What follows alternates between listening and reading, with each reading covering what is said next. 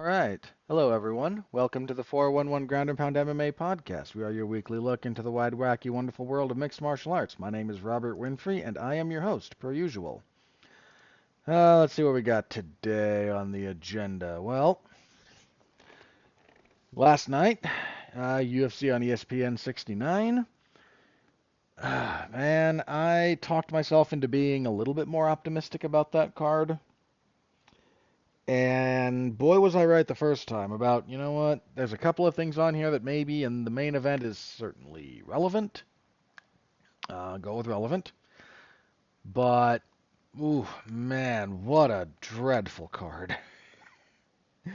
For the most part. Oh boy, just, ugh. So we will give that the old review treatment. We will preview UFC on ABC 8, the UFC's debut in Azerbaijan. Uh, it's still on the books there. I only bring that up because, well, now there's armed conflict. There's a bit of a war going on between Israel and Iran, and Azerbaijan shares some border with Iran, and Baku in particular is kind of in that area. So, only the minor complicating factor of missiles flying back and forth and all that fun stuff. So, at the moment, whatever Azerbaijan is paying them seems to be enough for the UFC to just ignore all that and still go forward with it, but we shall see when we get closer.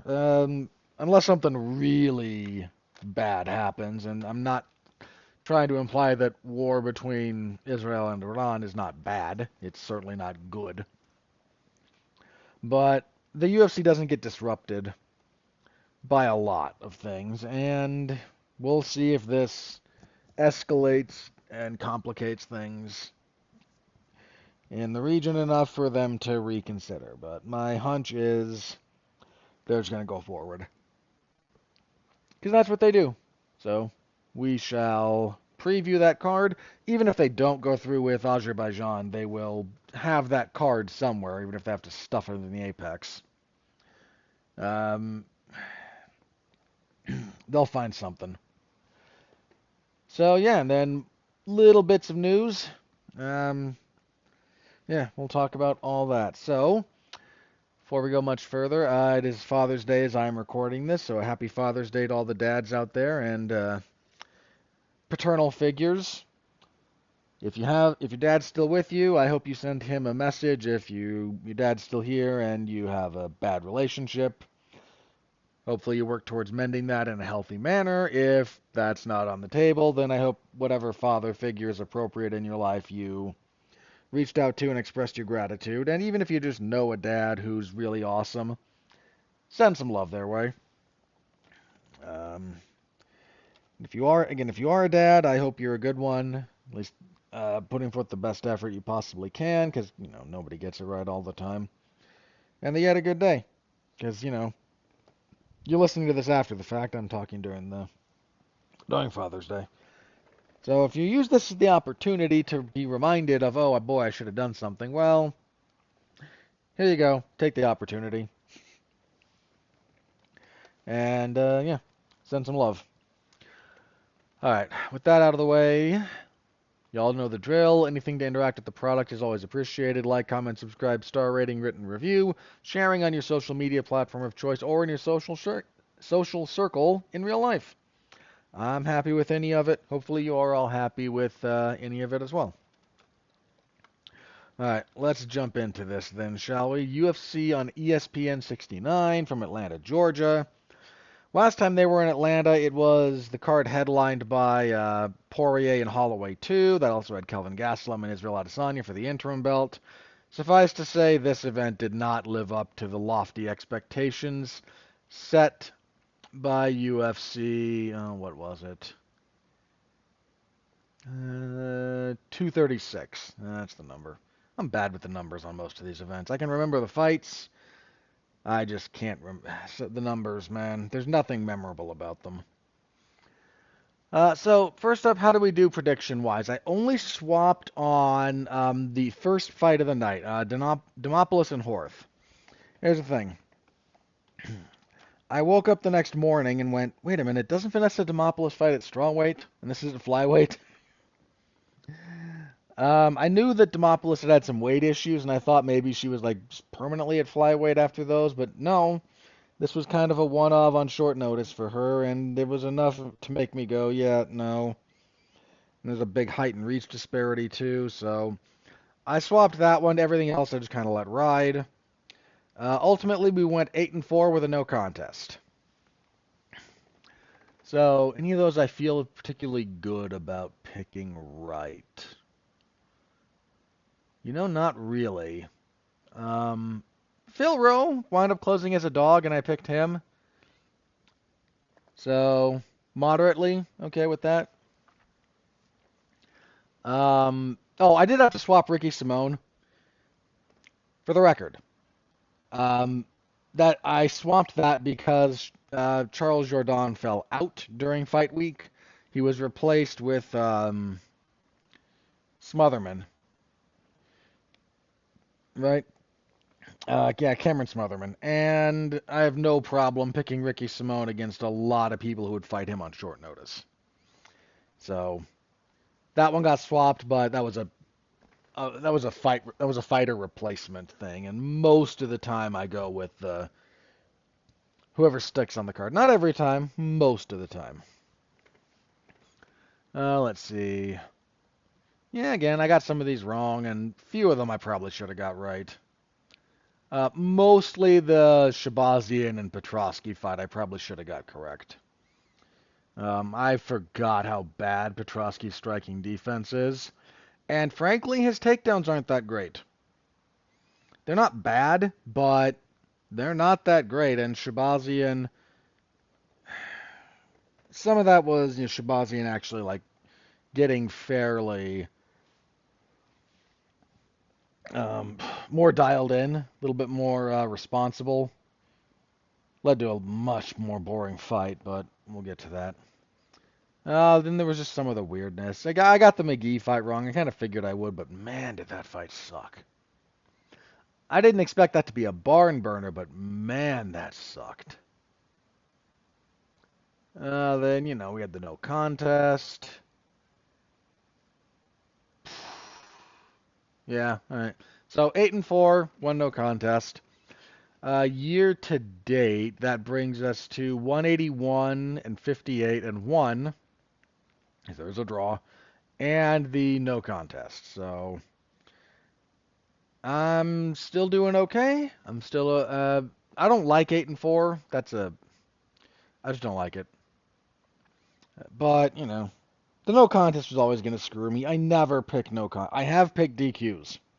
Once or twice I have picked by DQ. I need to make a note of it when I do that in the future so that if I hit, I get like double points. Because that's just silly if I'm able to pull that off.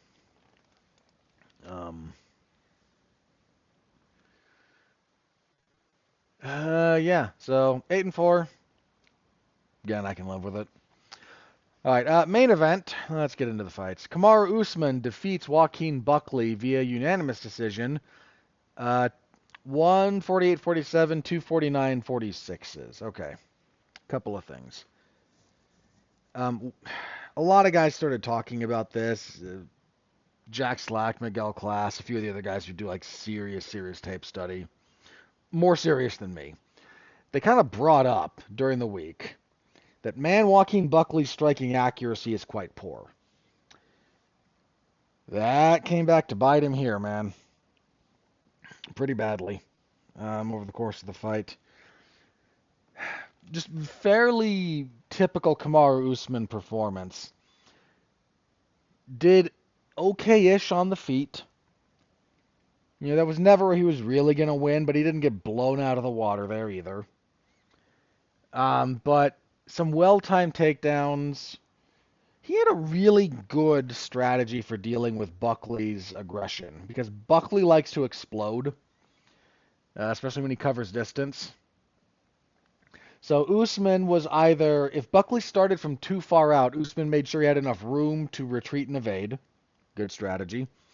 If he didn't feel like he could get away, he'd crash in and smother the punches that Buckley was throwing. Anytime Buckley would enter, is what Usman would do. He'd either retreat if he felt he had that space, or if he didn't feel he had that space, he'd meet. He'd crash into him. And it really nullified a lot of Buckley's offensive potency. So, good read from him. Hit a couple of nice doubles. He still doesn't, I know after the fight he said, everyone's worried about my knees, but I can still do what I do. His knees are shot. The fact that he just guts through it is remarkable. He had some decent ground and pound. Buckley's inability, Buckley's takedown defense the first 3 rounds was poor. Some of that was stuff being very well timed by Usman. Need to give him credit. Let's not pretend this was just Buckley being bad. But some of those takedowns, Buckley was a little too easy to give up. And he just really struggled to get out from under Usman. I mean, even Dominic Cruz was saying it on commentary. His struggles here are a function of not being put here for long periods of time in training. And he's correct. That's usually what that is. Being in that position sucks, but that's what training's for. All right, you're on your back, you're parallel to the fence, you can be close to it. Other guys in top half guard, get up. And if you're really feeling mean about it as a coach, guess what? The round doesn't end until you get up. We're going to be here until you get up. Again, that's a slightly mean way to go about it, but sometimes you got to kick somebody in the butt. I don't advocate that very often, mind you, but once in a while.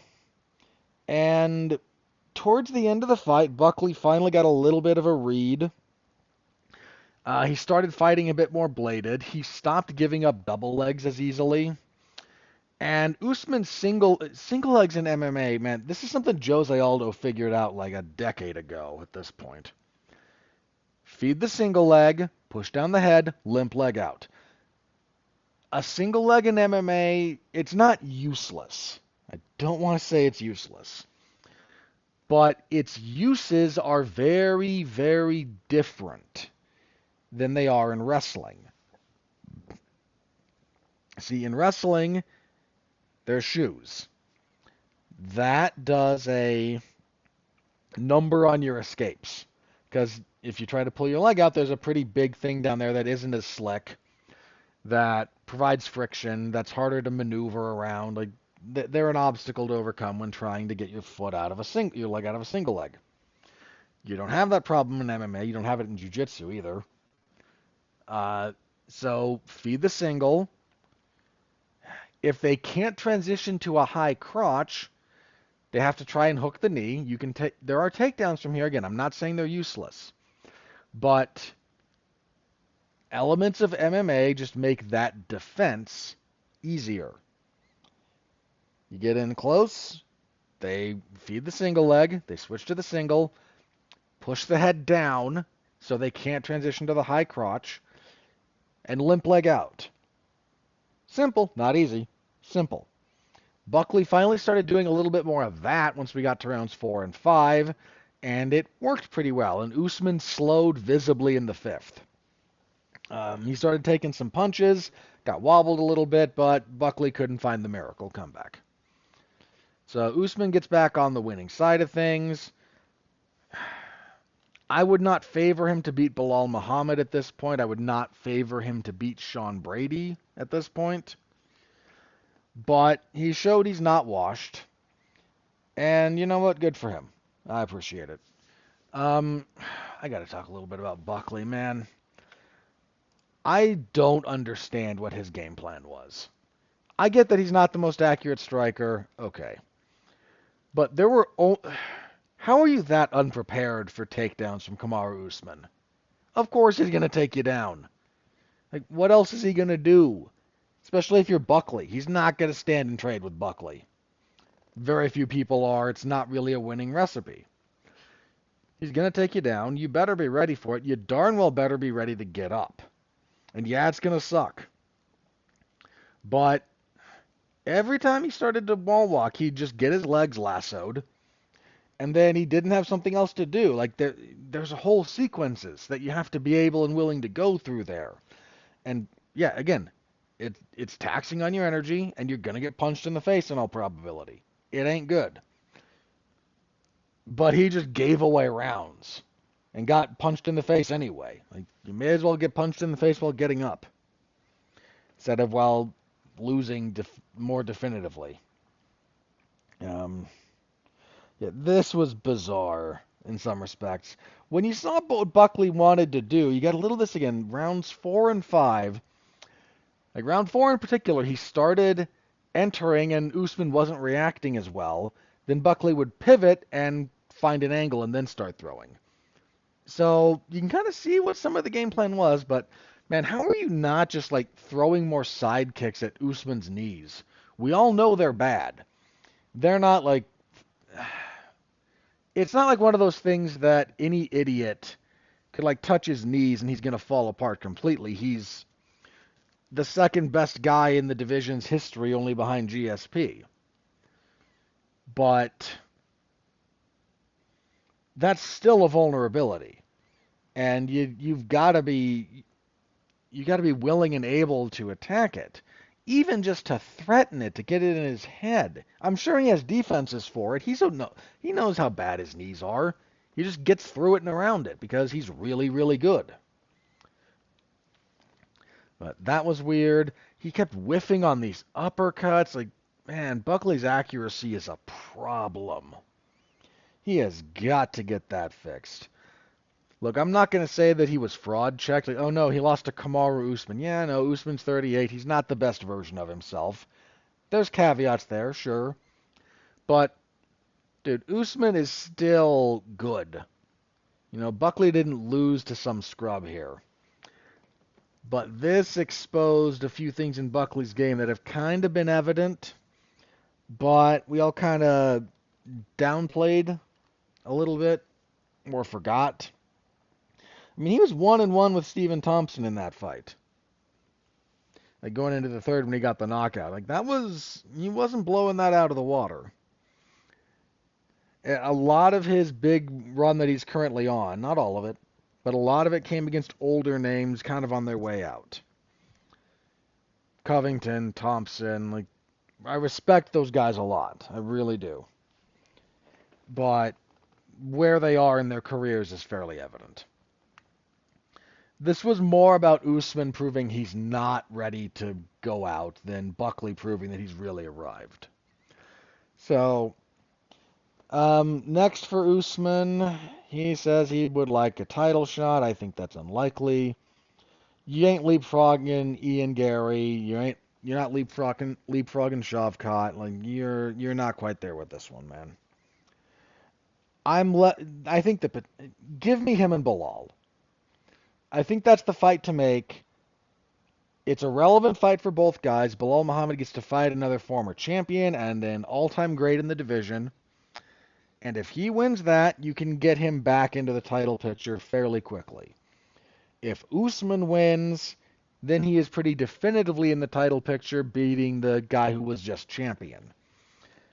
I think that's kind of where my head has gone with that one. Put those two together. Have fun with that. Buckley. This does make the Ian Machado-Gary fight less likely, but some of that depends on what happens with Gary next. You could do him and Carlos Praches. That's still on the table, I think. Praches is still real good. So Praches and Buckley, I mean, come on, that just sounds like fun. But I don't know if they don't want to, like, slow Praches a little bit, and Buckley they might still think is, more on the upper end of things. But it's not like there's a shortage of things there. The real problem is this got fight of the night. I think the UFC was just desperate to not have another event without a fight of the night. I would not have given this that bonus. Like it wasn't a bad fight. I don't mean to say it was bad, but one, if we're going to exist in a world where you have set the precedent that there can just be events without fight of the night, Like, there is some objective standard. I don't think this rose to it. Um, this would not even have been my fight of the night if you sat me down and made me pick one. Um, I might have gone Simone and Smotherman over this, and that wasn't great either. But I don't know. This fight didn't speak to me. So that's just me. I'm not gonna crap on the guys getting money, but like this is nowhere near fight of the year. This is nowhere near memorable. All right, co-main event: Rose Namajunas defeats Miranda Maverick via unanimous decision. A 29-28 and 230-27s. This went about as expected. Rose just a little bit better footwork, little bit better in the scramble. She almost got arm triangled in the second round, though. That was close. This was kind of like Rose's career in a microcosm. She'd start around strong and then fade, and Maverick would kind of take back momentum by the end of the round, and then rinse and repeat. It was kind of who you favored. Third round, I think, was the clearest one for Rose. Not the, round one, I had no problem giving to Rose, but you could kind of, but like Maverick had a strong close to that round, the last 90 seconds or so. So, um, not much to talk about here. Again, Rose getting out of the arm triangle that was gutsy. Give her credit for that one. Um, I don't know how to feel about arm triangles in MMA these days. They're good attacks. It's not like you can't finish them, but I think they're used more to like threaten and then advance position. You don't see them finished. It's really not the point I'm making here. Um, I don't know. They're just there's something about the specific finishing technique in MMA that I don't know what this is in particular. So some of this is because like I can't always see the grips from the person applying the choke, but there's just something different about guys or girls, but fighters who really have a killer arm triangle. There's something about the grip they're able to get that like nullifies some of the escapes that get used. And I don't know, it's not like a proprietary thing that only a couple of guys have, but it felt like it felt like Maverick had a good jujitsu finish to that choke, but that's not always a good MMA finish to the choke. I don't know. Maybe it's just me. Maybe it's late and I'm tired, but just a minor observation there. I don't know what you do with either of them. Look, Maverick, I don't think Maverick fought better here than she has in several fights that she's won. So hopefully she can build on this. I don't know what we're doing with Rose. She still wants to get towards the title. Fine, I guess, but like she's still got those losses that I still don't think she's really found her footing at flyweight. The big problem she's run into at flyweight is I don't think she can win 5 round fights at flyweight. I don't know what it is. Like her style just doesn't hold up. People adjust to it, and it's just hard for her to win the 5 rounders in this weight class. Wasn't exactly easy for her to do that at strawweight either. I kind of thought she lost that second Weili Zhang fight, Zhang Weili fight rather, but I don't know. Just me. Middleweight next. This fight kind of sucked. Edmund Shabazian defeats Andre Petrosky via unanimous decision, 230-27 to 29-28. Petrosky got a whopping like one sort of takedown in this round, in this fight. And on the feet, he was never going to beat Shabazian.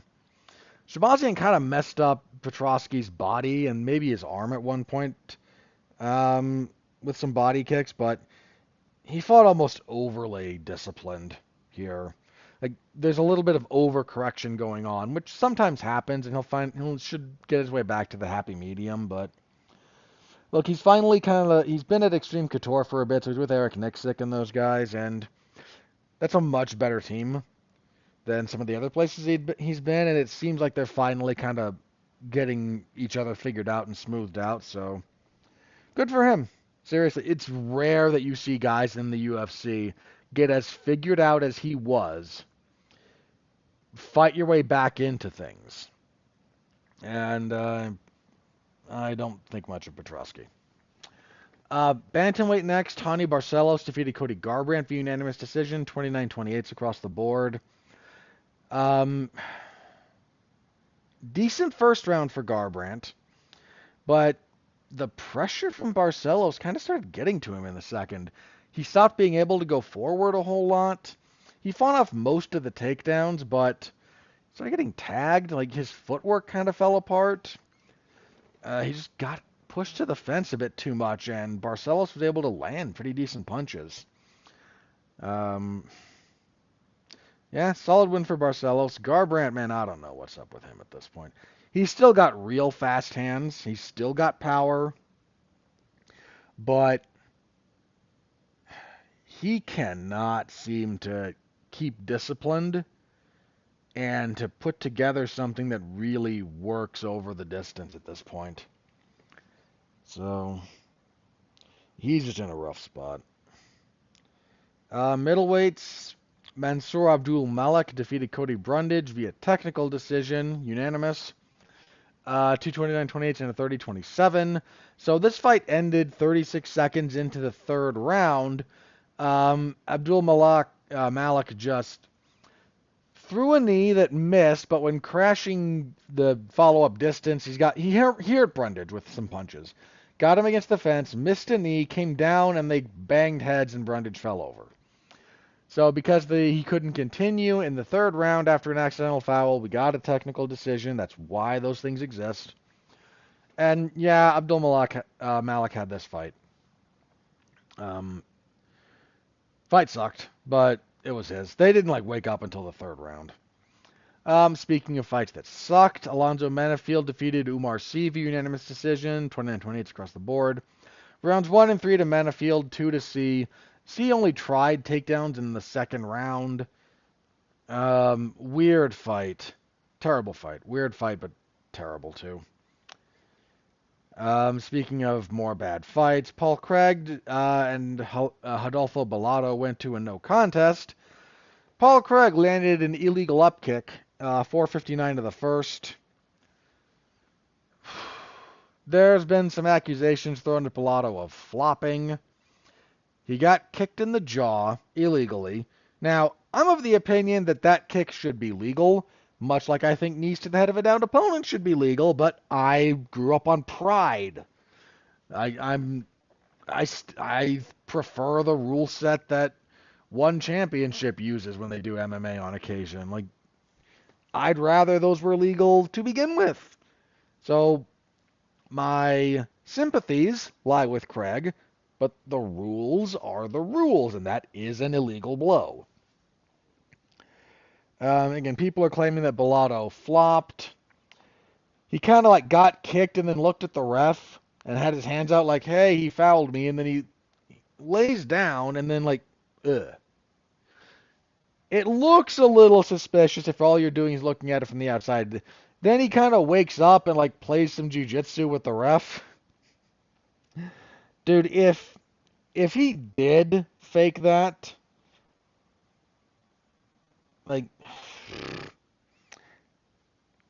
jiu-jitsu with the ref as much as he did was a choice. Johnny Walker even was like, man, you can see him appeal, and somebody said, dude, we've all seen you get knocked out. We don't need to hear from you about goofy looking knockouts. And he went, yeah, that's fair. So at least he's self-aware enough to admit that, yeah, that would be my reaction to getting kicked like that. I don't have thoughts on this one. The fight wasn't good to begin with. Also, completing our string of dreadful fights. I want you all to think about this. Starting with this fight, Michael Chiesa defeated Court McGee via unanimous decision, 230-27, 29-28. Fight sucked. I have nothing to say about it. Terrible fight. That fight ended a string of pretty good fights. So that sucked. Craig and Bellato sucked. Menafield and C sucked. Malik, it's not Malik, it's Abdul Malik, and Brundage sucked until we got the third round kind of flurry. A little bit at the end of the second, they kind of woke up, but mostly the fight sucked. Barcelos and Garbrandt didn't suck. I'll leave that one alone. Shabazi and Petrosky sucked. Namajunas and Maverick was okay, and Usman and Buckley was okay. Like, people looking at that, and it got fight of the night. It's not worth a rewatch. Like, fight of the night for me is the kind of thing that I get on here and say, if you missed it, look it up. I'm not saying that about Usman and Buckley. So, that string of fights was rough, man. I was bored out of my mind. Oh, golly. Like, 3 of those are on my list for, like, worst fight of the year. Chiesa and McGee might be the front runner. I mean, a fight with higher stakes that performs like this will edge it up because stakes kind of factor into that. Menafield and C sucked. Shabazi and Petrosky, like, these are on my list for, like, worst fight of the year. I don't know where they'll end up exactly, but God, that was such a bad stretch of fights. I want to talk about this. Let me get through the rest. Let me get through the good stuff. Then I want to talk a little bit more about that. So bear with me on this. All right, on to the stuff that didn't suck. Malcolm Wellmaker knocked the stuffing out of Chris Moutinho. Brutal knockout, 2:37 of the first round. He was landing pretty solid punches to begin with. A little bit of stance switching. Moutinho's defense is just almost as bad as mine. My defense ain't anything to write home about. The actual finish from Wellmaker was pretty nice. He's orthodox at the moment. Throws a front kick. He's thrown several of those. Throws another one here, and Moutinho doesn't like it. Then he fakes the front kick, knee up like he's going to throw it, just steps forward and right hook, because that's now the lead hand. On the jaw, face plant, done. Brutal knockout from Malcolm Wellmaker there. Yeah, that was nice. That was real nice. Jose Ochoa defeated Cody Durden via knockout punches 11 seconds into the second round. This was a good little fight. You know, this would have been my fight of the night because they had a good first round and then a finish quick into the second. Jose Ochoa fought well in his UFC debut, which he lost. He really showed up here. Cody Durden, I respect him. He's tough, but I think we've seen his ceiling as well. Bantamweights, Ricky Simone defeated Cameron Smotherman via unanimous decision, 230-27 to 29-28. Fair amount of grappling. Ricky Simone's in this weird spot. He'll like swing punches at you. He's got decent power. And then that's mostly a ploy to get you to plant and throw back with him, which one, he's okay throwing with you. But two, then he shoots. And a lot of time against the fence. Little bit of trash talk happened here. So Simone said he's got the back at one point. He's like pushing Smotherman into the fence, and he did the "you're under arrest" bit. And Smotherman's response was, "That's pretty racist." The hell is MMA these days? Look, getting shoved into a barrier and being told by someone who's got your back, being told you're under arrest, like, cops do that to a lot of people they arrest, sort of irrespective of the race of the person being arrested.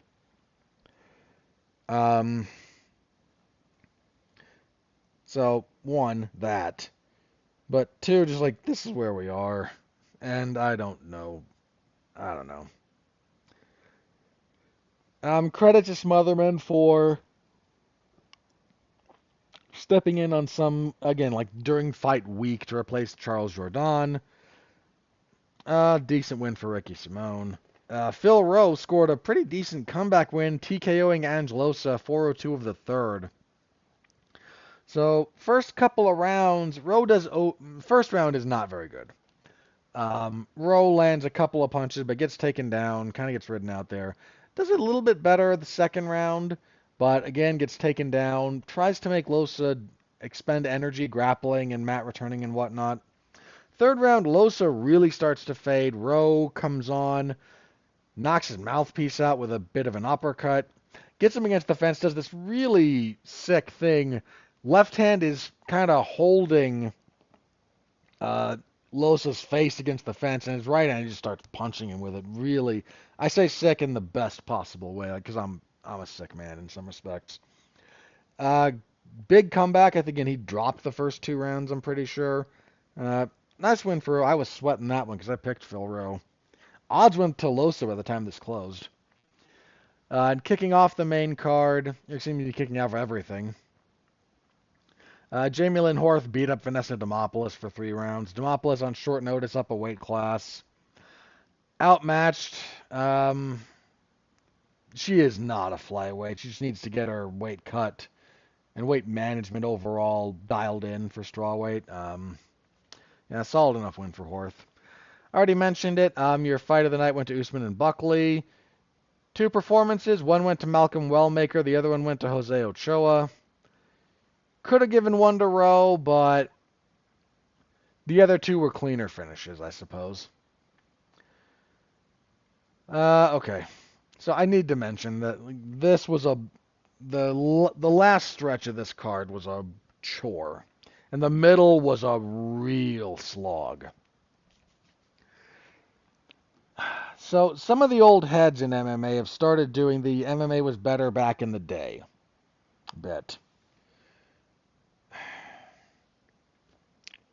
There's a degree to which I understand that position. There's things structurally that I think might have been better about the UFC back in the day. The general level of skill has risen, but somebody, I think, appropriately find this because I liked the way it was phrased, and I kind of want to give the guy credit if possible. All right, yada yada yada. Hang on, that's all from today.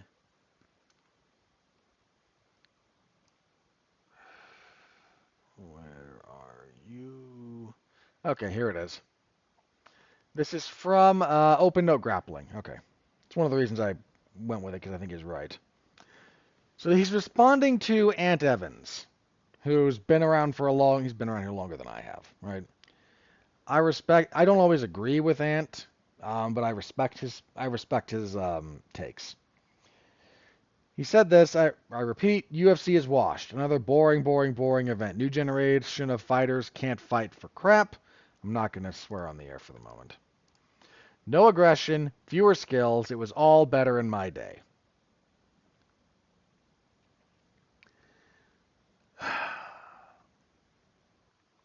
Now, some of this is rose-colored glasses, but there is some truth to it, and I think Open Note Grappling here hits kind of the nail on the head. The best of the UFC has gotten better, like significantly. The top end, look, let's take the top end of lightweight right now versus, 10 years ago. It's better. Top end of middleweight now versus 10 years ago is better.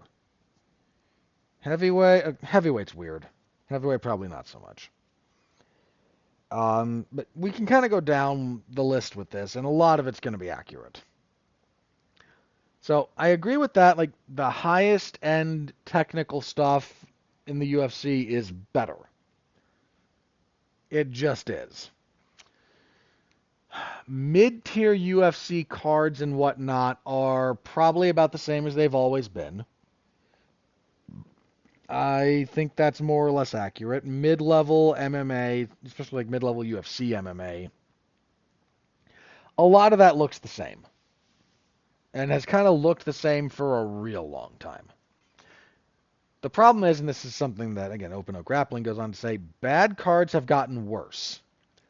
Way worse. That's true. The MMA on Point a little bit ago did this thing where they're like, has the UFC actually gotten worse?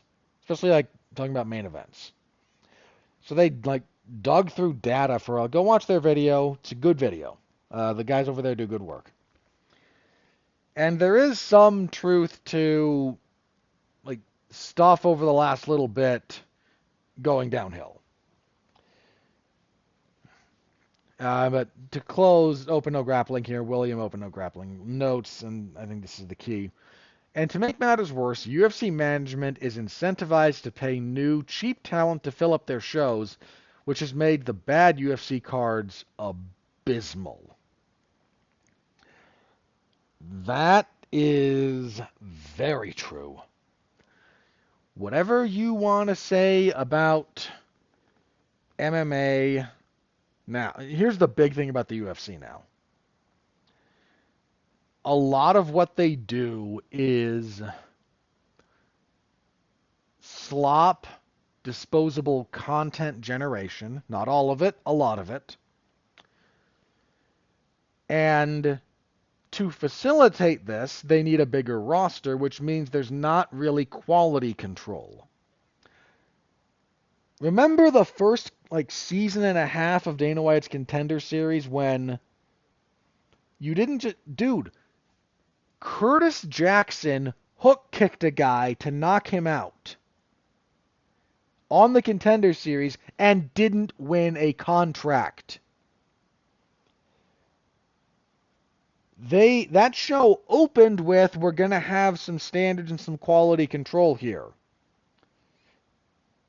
Not giving Curtis Jackson a contract off of that knockout was baffling. We all thought it.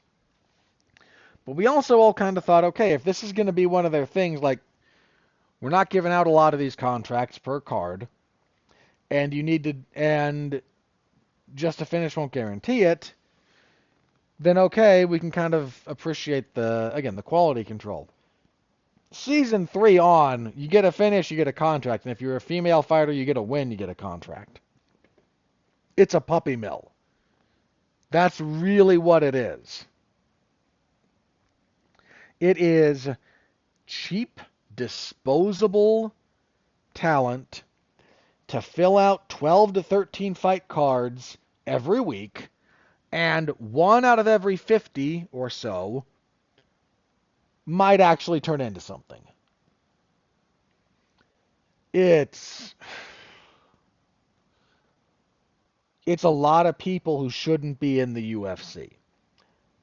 No, but, Raul Rosas Jr., yeah, there's, for every one of him or one Sean O'Malley, how many guys have just gone 0-2 and are gone? 0-3 and are gone. And made 10-10 or 12-12. That's a rounding error with the UFC's guaranteed revenue. The bottom end of current UFC is the worst it's ever been. I have no problem saying that. And the problem, while the top end has gotten better, there's not enough top end, and there's a lot more bottom end. This card was emblematic of that. Your main event was relevant. Your co-main event, okay, acceptable. The rest of this, you put Cody Brundage on a main card. What did you think was what else was going to happen there? If not for Barcelos and Garbrandt livening up the main card a little bit, man, what? Take that fight out of the equation for just half a second. That means without that, our main card would have been Menafield and C, Abdul Malik and Brundage, Shabazi and Petrosky, then Namajunas Maverick and Usman Buckley. Good grief. I might have had to jump out a window.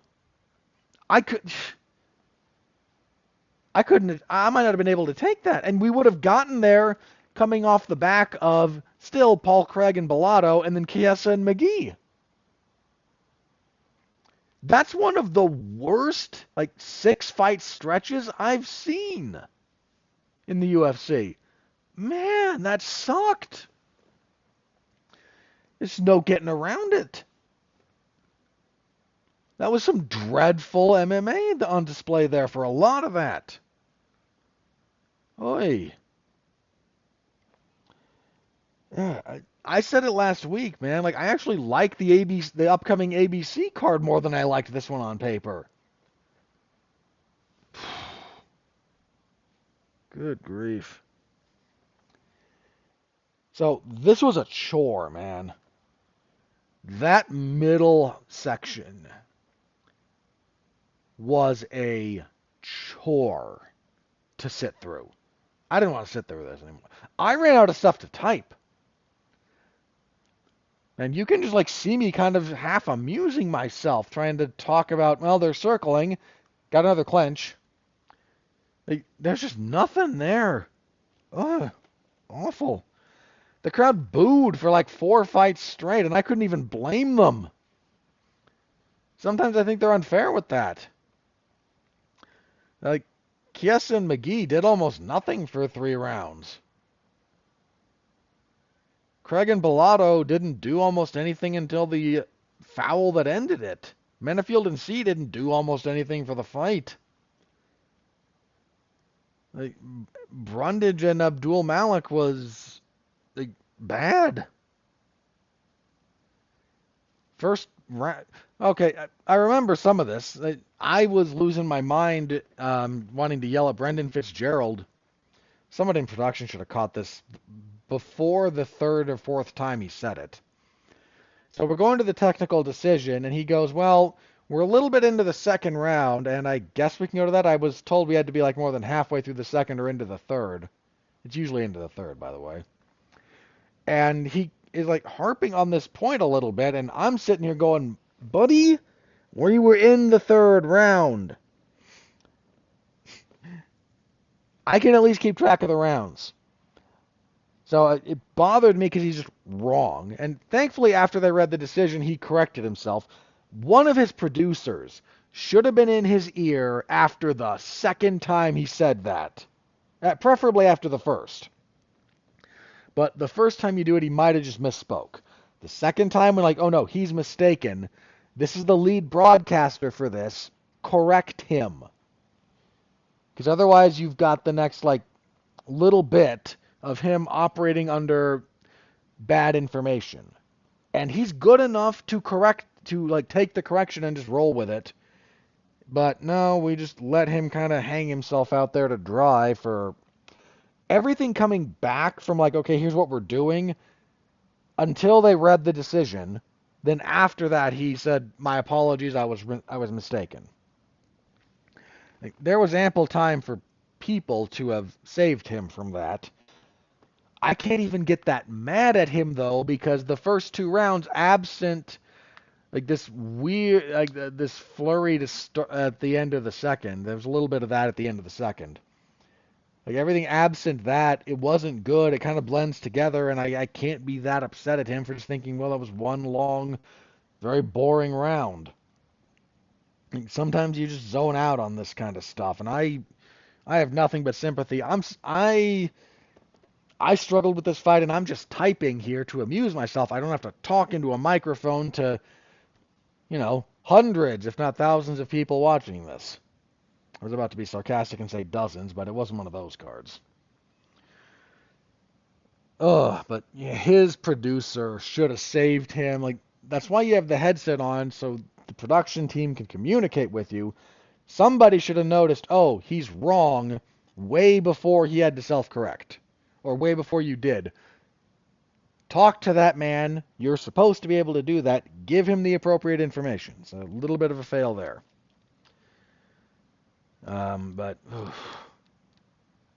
Yeah, again, chore of a card. Full report, MMA Zone to 411 Mania. Save yourself the trouble of watching it. If you're looking for stuff to watch, Ochoa and Durden, that was fun.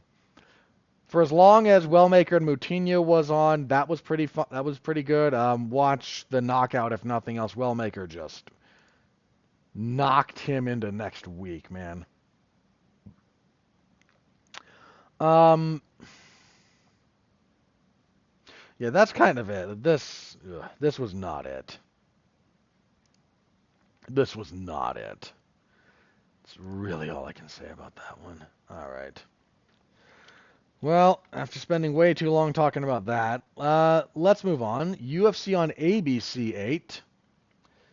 I need to fix a couple of things here. This will be coming our way Saturday morning on the 21st. Because, again, they're in Azerbaijan, so we're doing a little bit more of a morning card. The prelims start at noon Eastern. I wish to double check that, but I'm pretty sure. Because it's listed as 10 my time, not you. There you are. Yeah, so noon Eastern, the prelims will start. Yeah. So I actually kind of like this card on paper. I mentioned I like this actually better than the card we just watched. So main event. This should not be the main event. The main and co-main should be swapped, my opinion. But we have Jamal Hill, former champion, 34 years old, 2-fight losing streak. Been stopped in his last 2 fights. Knocked out by Alex Pereira in the first. TKO'd in the 3rd round by Yuri Prochazka. Taking on Khalil Roundtree Jr., who has been out of action since that brutal loss to Alex Pereira, October of last year. It's a pretty good fight, but man, once Pereira figured him out, that got ugly. So, pretty good fight here. It's relevant for the division because the division is a wasteland.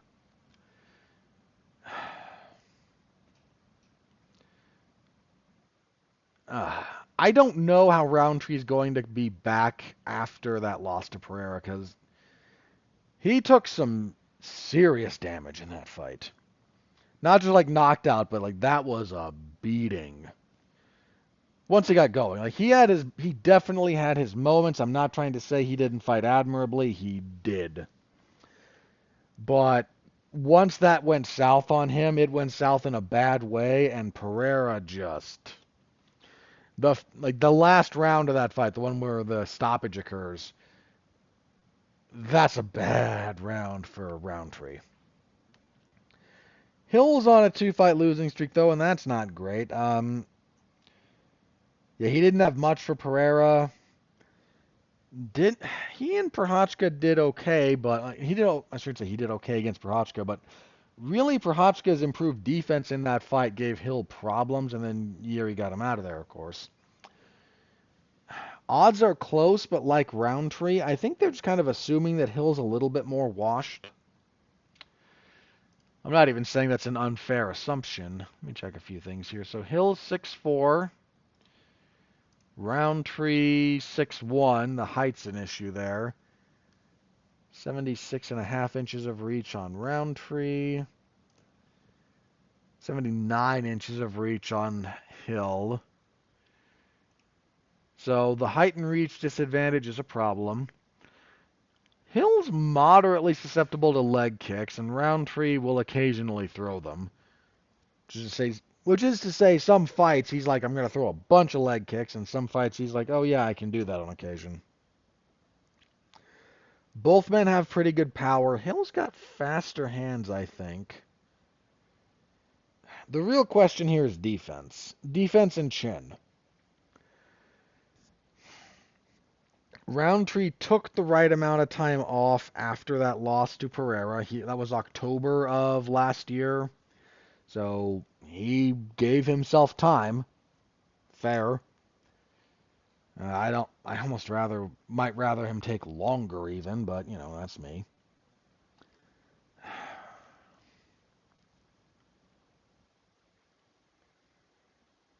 There's a few unknowns about both guys at this point. The odds are close. I agree with the odds that this is close. I'm going to lean towards Roundtree for the moment. I'm going to asterisk this one. I need to rewatch. I don't need to rewatch Hill and Pereira. I do need to rewatch Hill and Prochazka. I need to rewatch a couple of fights from these guys, is the long and the short of that. So I'm okay going with Roundtree. Oh, pardon me. At the moment, it's late. I'm tired. I'm okay going with Roundtree at the moment.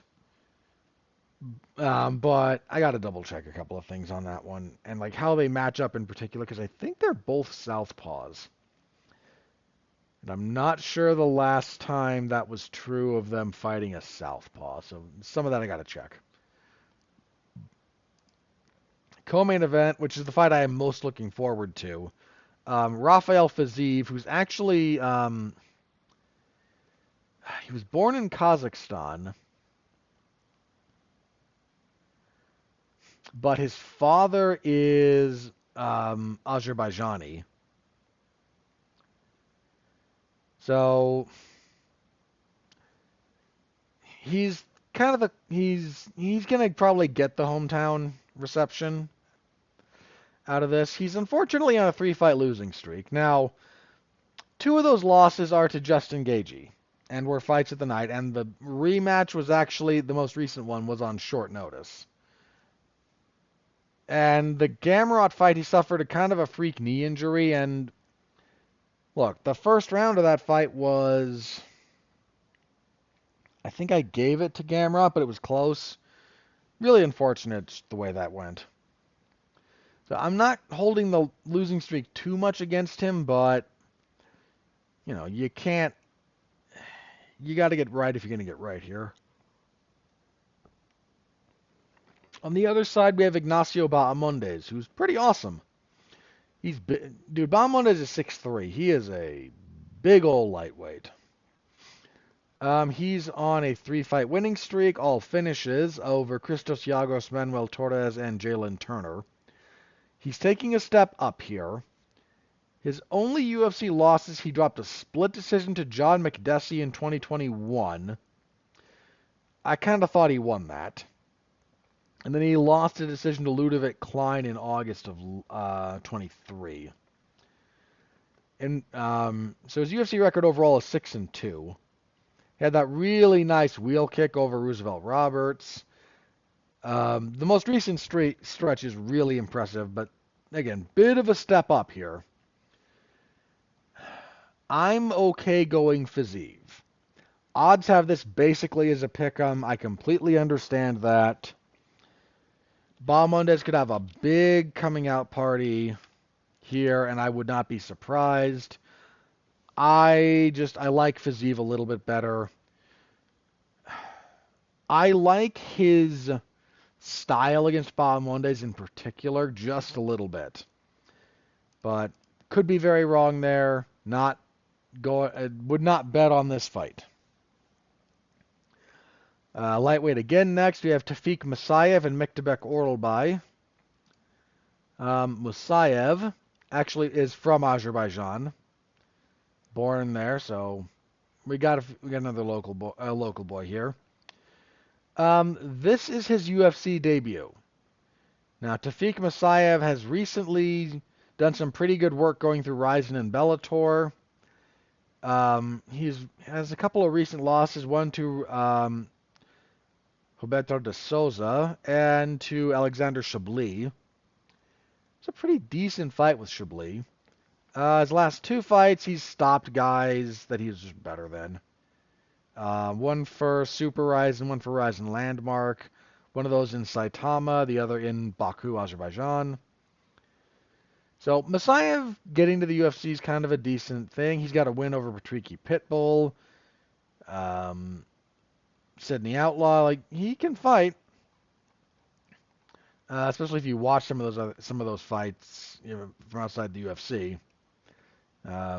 Oralbay's coming off of that loss to Rembeshki. Double check that. I'm 90% sure.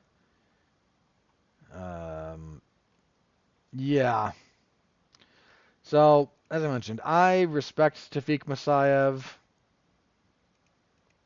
He's a very good fighter. I'm glad he's in the UFC. Oralbai's a tough first assignment. Because, man, he and Rembeshki had a heck of a fight.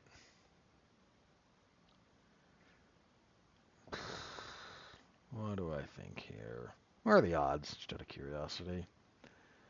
Odds are with Oralbai. Not by a lot, but they lean towards him. Which of Masayev's fights is giving me pause about potentially losing this fight? And that run Tafik Masayev went on. So, starting in 2015, he didn't lose until 2021.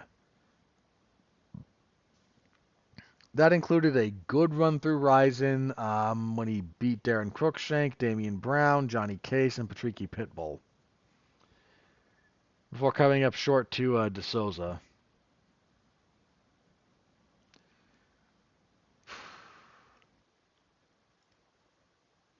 I'm going to go with the odds here. Oralbai's toughness was just insane in that Rembeshki fight, but that was also a lot of damage he took down the stretch.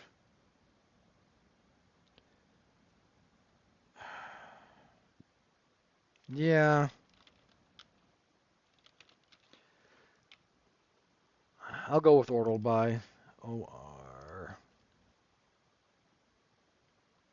Should I spell this right? Orolbai. I added an extra O in there. Okay. Alrighty. Next, for some godforsaken reason, the UFC is dead set on this Curtis Blaydes versus Rizvan Kuniev fight. This fight has fallen apart like 4 times. They're still trying to make it. Blaydes hasn't fought since July of 24 when Tom Aspinall ran him over. He also had that loss to Sergey Pavlovich. And Kuniev, 13-2-1. Making his UFC debut. Yeah, okay, twice. So, Kuniev earns his UFC contract on the Contender Series in August of 24. December of 24 has a fight with Martin Bidet fallout. February of 25 has a fight with Blaydes fallout. March of 25 has the fight with Blaydes fallout. He also had a no contest with Renan Ferreira. I believe Ferreira won that fight, but then had a drug test issue. Had a long winning streak before that, so clearly knows how to fight, but your UFC debut coming against Curtis Blaydes is just really mean. And I don't think Blaydes is that washed. So going with Curtis Blaydes. Not a whole lot for me to worry about on that pick. Lightweight next, Nazim Sadikov and Nicholas Mata. This is a good fight. So remember when I said there's a bunch of good fights on this card as opposed to the one that just happened? Yeah. The main event might suck, but Fiziev and Bahamondes, I have a hard time visualizing that being a bad fight. Masayev and Oralbai will probably be quite good. Blaydes and Kuniev is whatever. It's mediocre heavyweights in all likelihood. Sadikov and Mata, I think, is probably going to be pretty good. So, Sadikov, another Azerbaijani, mostly grew up in Brooklyn. He's got the Brooklyn accent, but he's doing pretty good. Coming off of the doctor stoppage over Ismail Bonfim, had the draw with Vyacheslav Borsov before that. But yeah, he's 3-0-1 in the UFC. A couple of doctor stoppages to his name, which is nothing to sneeze at. He's pretty good. And Mata is 15-5. Sorry, Sadikov overall is like 10-1-1. Mata, 2-fight winning streak. 3-fight unbeaten streak. He had a no contest with Trey Ogden. Not sure what caused that. Most recently, again, back-to-back wins over Tom Nolan and Mahashate. This isn't a gimme. Like, they're not giving Sadikov a tomato can here. They are giving him a good, but I believe very winnable fight. So going with Sadikov. He's like a -400 favorite. Yeah, it's a little rich for my blood, but all in all, that kind of tracks. Featherweights next: Mohamed Naimov and Bogdan Grad. Naimov has done pretty well for himself in the UFC. Wins over Jamie Malarkey, Nathaniel Wood, Eric Silva, and most recently Con Offley. His UFC record actually is 4-1. He has a loss to Felipe Lima, which was a little bit of a comeback upset from Lima. Naimov had done pretty good work in that one. Yeah, I actually I think decently of Naimov. Grad is Austrian, 15-2 overall. Got a good win in his UFC debut when he beat Lucas Alexander. He's certainly no one to sleep on. In fact, his most recent loss was his first Contender Series appearance when he lost to Tom Nolan. I'm going with Naimov. I just think a little bit better of him overall than I do Grad, but I don't think Grad's a bad fighter by any stretch of the imagination. So again, that's a pretty good fight. On the prelims, I actually really like this fight: Tagir Ulanbekov and Azat Maxim. So Ulanbekov, 5-1 in the UFC. His only loss was to Tim Elliott. Current 3-fight winning streak is wins over Nate Maness, Cody Durden, and Clayton Carpenter. 2 of those are finishes, the Maness and Durden fights. So he's pretty good. And Maxim. Where is this fight on here? There you are. 15-1. 1-1 in the UFC. Had a split decision win over Tyson Nam in his UFC debut. I think I scored that for him. And coming off a decision loss to Charles Johnson. Charles Johnson gives good fighters real tough fights, and when he's actually able to dial in and be consistent, he's a real good guy. So I don't hold that too much against him. This is a really good fight, believe it or not. Odds are fairly, I don't like them being that heavy. Odds are like -350 with Ulanbekov. If I get like +200 and change on Maxim, I might take a flyer on that one. I'm still picking Ulanbekov, but if you're looking for value, I don't like Ulanbekov that much over Maxim. Middleweight next: Ismail Narudiev and Junyoung Park. So Narudiev, the Austrian wonder boy, who does a lot of wrestling. Went 2-2 his first time in the UFC. Traded wins and losses. Wins over Michel Prazeres and Sierra Bahadurzada. Losses to Chance Rencounter and Sean Brady. The Brady loss, I think, is aged well enough. Kind of fought his way back to the UFC. Beat Bruno Silva his last time out, but Bruno Silva's pretty washed at this point. And Junyoung Park, the Iron Turtle. I just have such a soft spot for this guy. 2 split decisions his last couple of fights. The loss to Andre Muniz. I was sympathetic to the scorecards for him in that one. And the win over Brad Tavares, I definitely scored that one for him. But that was also one of those fights where, the whole thing hinged on one round that was very uneventful. Um, I'm not completely sold on Naruto. Has he always been middleweight? No, I'm not sold on Narudiev as a middleweight, for whatever that's worth. Um, odds, yeah, the odds like Park. I'm going with Park. I said I got a soft spot for the Iron Turtle. It's not enough to blind me to pick him in all fights, but I like him here. Let's see, women's bantamweight, Melissa Mullins and Daria Zelengiakova. I do not care about that fight. So, odds are with Mullins. I can sort of understand the why there. So Mullins is 7-1, mostly a wrestler.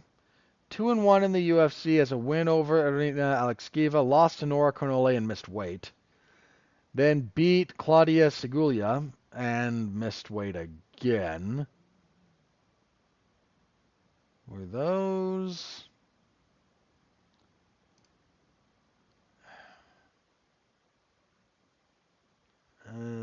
need to see the weight class here.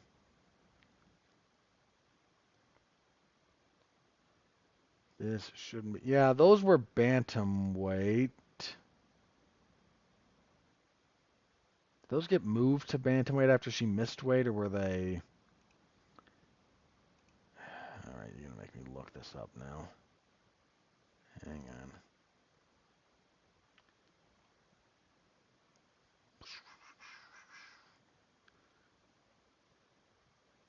There's... Okay, this one's bantamweight too, right? Yeah. So she's got to get that weight issue figured out. That's twice. That's a problem. So Zelengiakova, 9-2, 1-1 in the UFC, won her debut over Montserrat Rendon, lost to Eileen Perez her last time out. If you get an arm triangled by Eileen Perez, that doesn't speak to the best of your chances against Mullins. Let me go with Mullins, I guess. Some of this is just me kind of following the odds. But I don't mind doing that. Heavyweight next, God help us. Muhammad Usman and Hamdi Abdelwahab. Really, divine intervention to cause this fight to fall apart would not be amiss for me. Abdelwahab, coming off a split win over Jamal Poogs. That fight sucked. He had a no contest with Dontel Mays that turned into a no contest because he failed a drug test.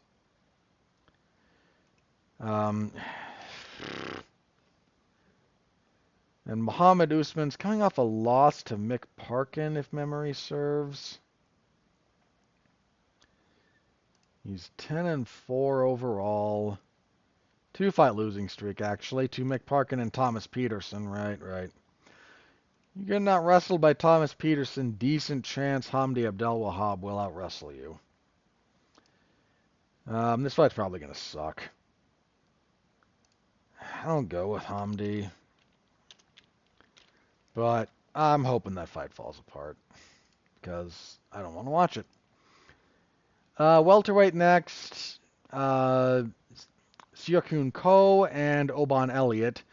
These two were supposed to fight other fighters a couple of weeks ago, and those fell apart, so they just kind of booked those two for that card and these two against each other on this card. Weird series of events. Oban Elliott's done some really good work lately. He's a pretty big favorite here for completely understandable reasons.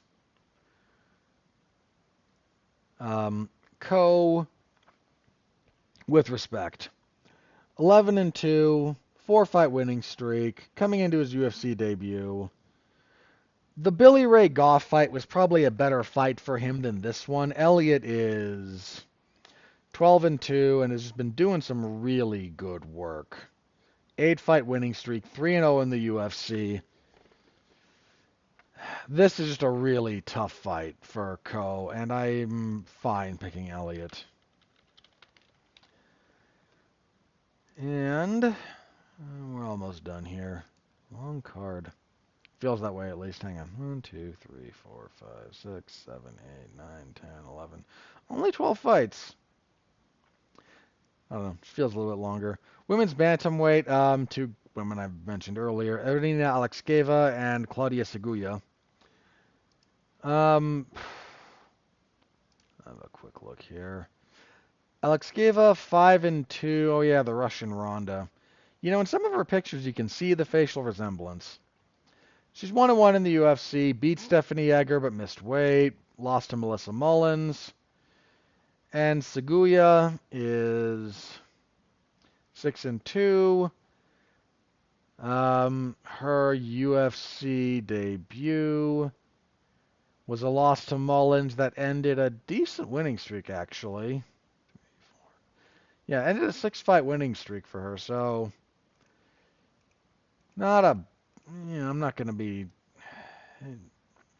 too hard on her. I think I'm going to go with Alexeyeva.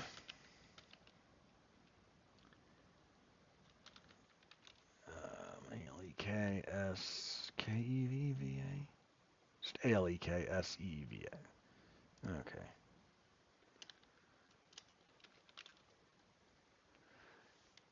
So Alexeyeva. Okay. I'll go with Alexeyeva, but I don't feel strongly about that one. And that is the card. There's some good stuff here. I think this is probably a better card than the one we just came off of. So Saturday, MMAZona411mania.com. Stop by, say hello. You'll know where you can find me. I will have you covered from start to finish, as I usually do. So hope to see you there. All right. That's all that. Try to be quick through the rest of this. Only a couple of news notes, and one of them is just sad, and I don't know how much I want to talk about it. So, and I'm going to, clearly, because that's what I do. So, the stuff with BJ Penn is getting worse. There's a restraining order out against him from his family. He was ordered to vacate the house he shared with, because saying he lives with his mom has a weird connotation for a lot of places. Not as much in Hawaii. Yeah, so he was ordered to vacate that. He's been arrested again. God, he needs to be in a facility. You know,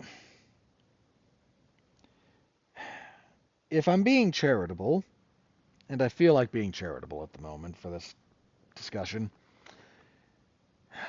the lack of mental health institutions in this country. Used to be a lot more of them. And a lot of them going away happened because of John F. Kennedy getting the federal government involved in them. Now, again, being charitable, he had a sibling, I think one of his sisters, who had serious mental health issues. And that became a thing he cared a fair amount about on a domestic policy area, if nothing else. And he thought that the federal government getting involved was going to be beneficial. Now, there are things the federal government, I believe, should be involved in. It is a little bit unclear to me that them being involved in the mental health facilities, the way that they became involved with them, has been all that beneficial, because after he got involved and a lot of these places closed up because now the government's doing them and blah blah blah, the homeless population kind of went off, exploded. That may purely be correlative, not causal, but it's a heck of a correlation, isn't it? So, when I say point being, when I say BJ Penn needs to be in a facility, I am not like saying he needs to be in a straitjacket, in a padded room, or doped into a coma. I'm saying he clearly needs help. And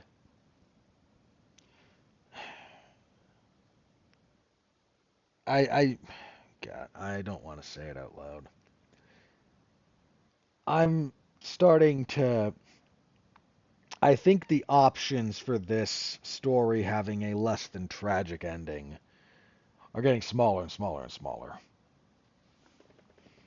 I hope and I pray that they're able to figure that out because that man needs help.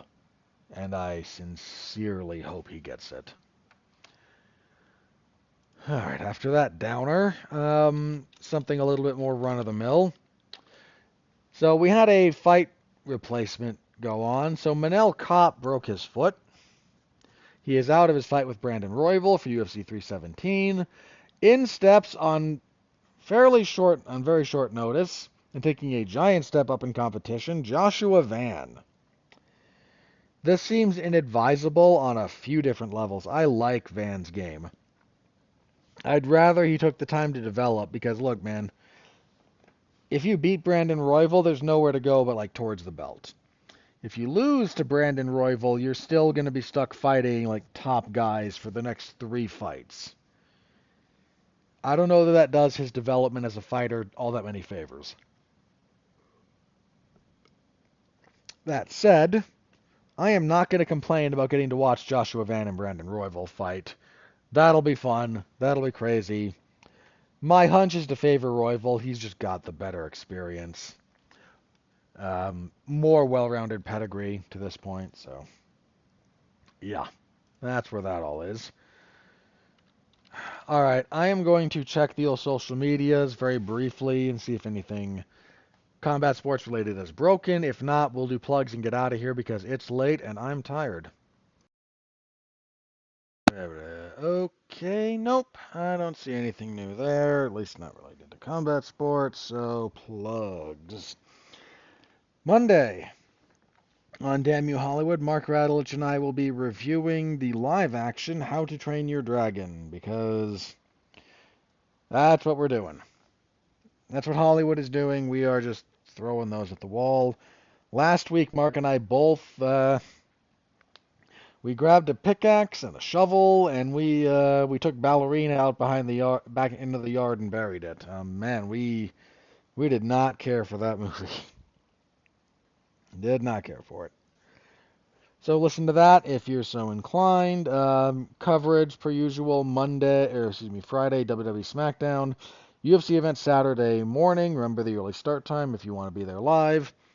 And next week we will review UFC on ABC 8 and preview UFC 317 Topuria versus Oliveira. What else do we have on this card? Pantoja and Kai Kara France. It's a good fight. Benel Dariush, and Renato Moicano. Good fight. Royval and Van. Good fight. Paulo Costa and Roman Kopylov. That's kind of a question about whether or not Costa's coming or going.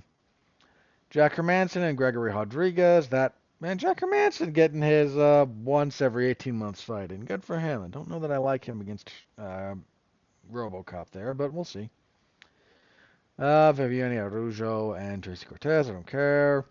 Terrence McKinney and Vyacheslav Borshov is an interesting enough one. Peyton Talbot will fight Felipe Lima, Janata Janiz, and Alvin Hines. That was supposed to be Janata Janiz and Justin Taffa, but the Taffa brothers are not reliable.